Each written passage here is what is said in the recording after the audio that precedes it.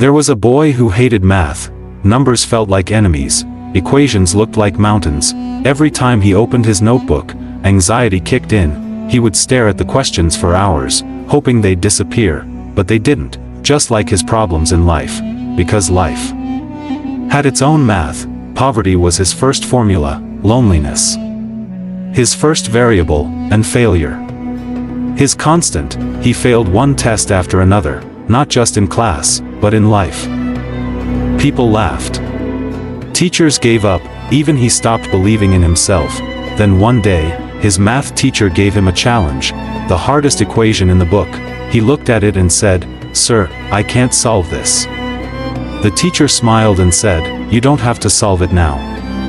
Just understand the process. This is not just math, this is training for life."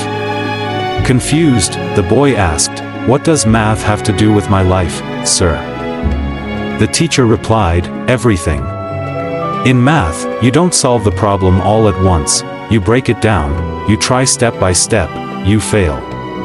Then you try again, that's how life works too." That night, the boy lay awake in bed. His mind wasn't thinking about numbers, it was thinking about that sentence: try, fail, try again.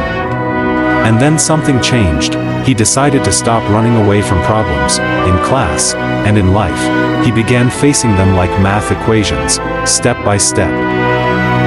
One small solution at a time. He started solving math, slowly at first, then faster, and at the same time, he began solving life. He broke down his fears like formulas. He turned confusion into clarity. He saw patterns in his failures and started correcting them. The boy who once failed every test started topping his class. The one who couldn't add fractions began multiplying dreams. He realized math never expected perfection. It just required effort. It taught him patience. It taught him discipline. It taught him that mistakes weren't the end, they were part of the journey. Years later, someone asked him, "What changed your life?"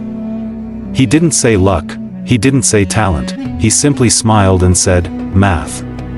Because math taught him that every problem has a solution. That growth doesn't happen in one big leap. It happens one step at a time, and most importantly, that when you believe in the process, progress finds you. You don't have to be a genius to solve life. You just need patience, you need process, and you need to believe that you can, because math isn't just numbers, math is motivation.